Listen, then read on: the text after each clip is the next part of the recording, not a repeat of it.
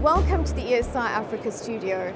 With me today I've got Bruce Raw, CEO of GreenCape, and we're going to be discussing the future of bi-directional metering in South Africa. Welcome, Bruce. Let's dive straight into our first question.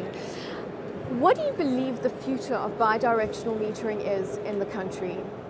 So, most of the municipalities that we've been working with, as well as Eskom, have taken towards really embracing the fact that there is renewable energy on the grid and generally moving towards a space where we're seeing what has happened around the world happening in terms of a more liberated competitive market. So the process seems to be moving towards allowing people with generators on their roofs to export energy back onto the grid.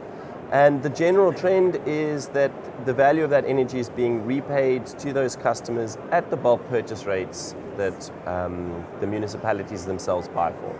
So in effect, it creates a bit of a market space where the generators are all selling at the same price and trying to make a sort of fairer platform for everyone to be generating energy. Okay. Thank you for that. Bruce, do you believe that within South Africa, if we look at the grid and also within municipalities, do we have the infrastructure to support this moving forward?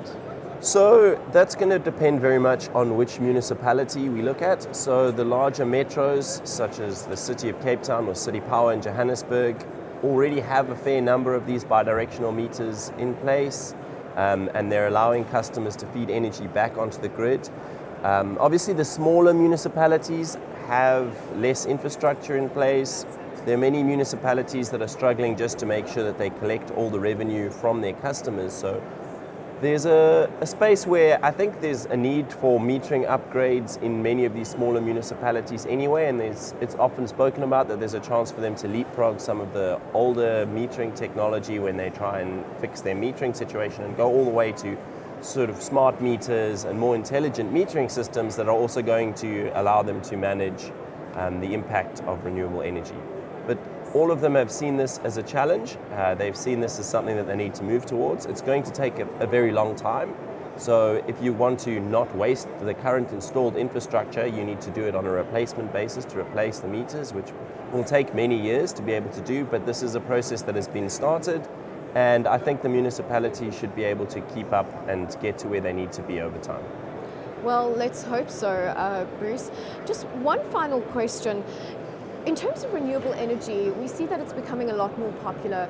Do you believe that we'll see this trend continue in terms of own generation? Certainly. I think that as this picks up, the prices of renewables keep dropping. It becomes more and more attractive for customers to put their own generation in place.